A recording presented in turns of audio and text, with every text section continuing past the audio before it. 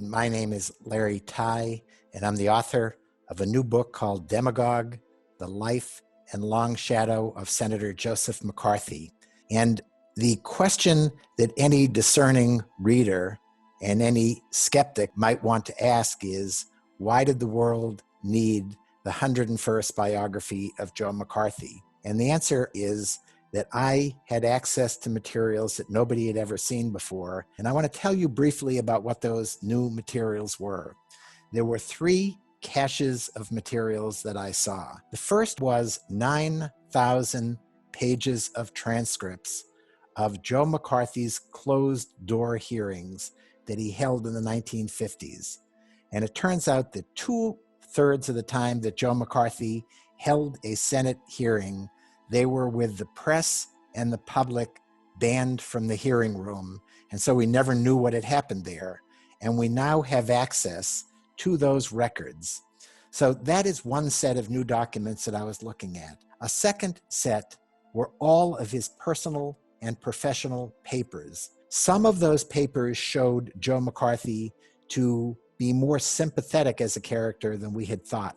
But in other cases, the records show that he was in fact the embellisher and the liar that we thought he was, and make him in many ways look even more sinister than we thought. The last set of documents were 10 years of medical records and 10 years of documents showing how Joe McCarthy didn't die of what the coroner and the press told us he died of in 1957. They said it was acute hepatitis. In fact, it was alcoholism. In the end, alcohol, I think, impaired his judgment and made his tendency to do whatever it took to get what he wanted.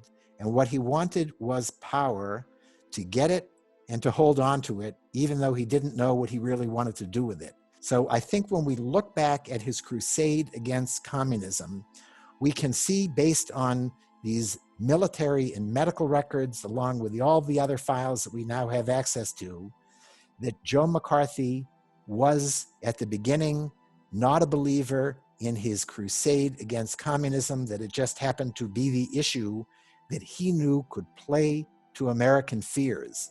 And I think that, more than anything, explains not just Joe McCarthy the man, but more importantly, McCarthyism, the movement, which sadly, like the whole notion of demagogues in our government, is very much alive and well, and needs to be understood in part by going back and looking at the history of archetypal bullies and demagogues like Joseph R. McCarthy. Thank you very much. I hope you read my paper and have a good day.